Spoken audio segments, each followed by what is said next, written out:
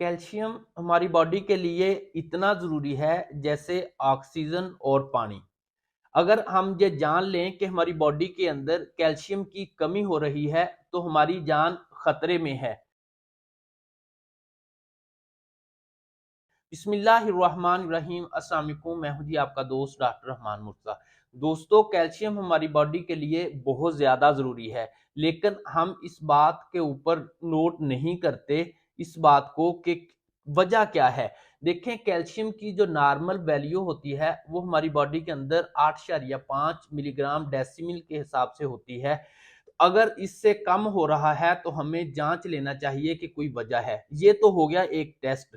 अगर आपकी बॉडी के अंदर ये अलामत हैं, आपको समझ जाना चाहिए कि मेरी जान खतरे में है।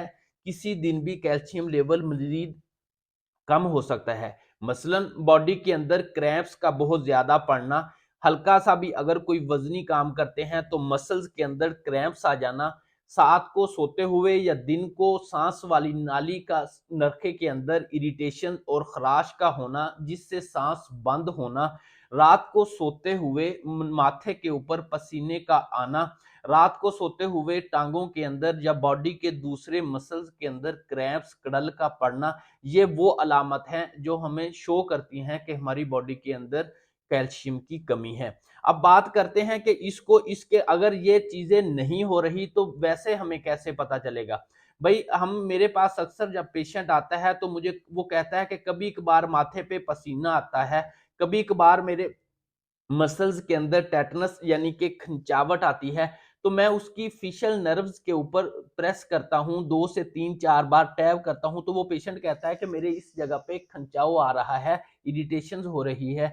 इसी तरह अगर बाज़ पेशेंट के फेस के ऊपर आप नहीं कर सकते, तो उसके जब बाजू में वो कफ लगाया जाता है ब्लड प्रेशर चेक करने के लिए, तो उसमें जब हवा भर दी जाती है और 30 से 40 सेकंड के लिए उसको नहीं ओपन किया जाता, तो पेशेंट की जो फिंगर्स हैं, हाथ हैं, वो जकड़ जाते हैं, उसके अंदर भी क्रैम्प्स कड़ल आ जाता है फौरन। तो फिर हमें समझ लेना चाहिए कि हमारी बॉडी के अंदर कैल्शियम लेवल की कमी है। अब हमें कैल्शियम के धड़ाधड़ साशे या कैल्शियम की धड़ाधड़ अद्वियात का इस्तेमाल नहीं करना चाहिए, वो भी नुकसानदेह हो सकता है। वही कैल्शियम आपकी आर्टरीज के अंदर जमकर आपके दिल को नुकसान दे सकता है। इसमें भाई हमें नोट करना चाहिए कि हमारी बॉडी में कैल्शियम की जो जुज़े बदन है वो नहीं हो रहा, या कैल्शियम हम ले ही नहीं रहे। सबसे तो ज़रूरी ये है कि कैल्शियम आयोनाइज़ जो होता है हमें उसको जाँचना चाहिए कि वो हमारी बॉडी के अंदर जुज़े बदन हो रहा है कि नहीं हो रहा। अगर कैल्शियम आयोनाइज़ का मतलब ही ये होता है कि हमारी बॉडी के अंदर कैल्शियम कितनी हद तक है और कितने हद तक जुज़े बदन हो रहा है। लिहाजा कैल्शियम की अद्वियात खाने से पहले या कैल्शियम इस्तेमाल करने से पहले आप अपने होम्योपैथिक डॉक्टर से रुजू करें।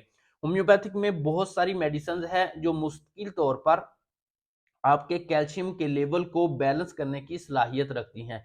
मैं ऐसे पेशेंट जो कहते हैं कि मेरा सांस बहुत फूलता है और मेरे माथे पे पसीना आता है, तो ये कैल्शियम लेवल की कमी की बहुत बड़ी अलामत है। इसमें कल्केरिया कार्ब इस अलामत को ख़त्म करने के साथ कैल्शियम की कमी को भी पूरा करती है और जुज़े बदन बनाती है।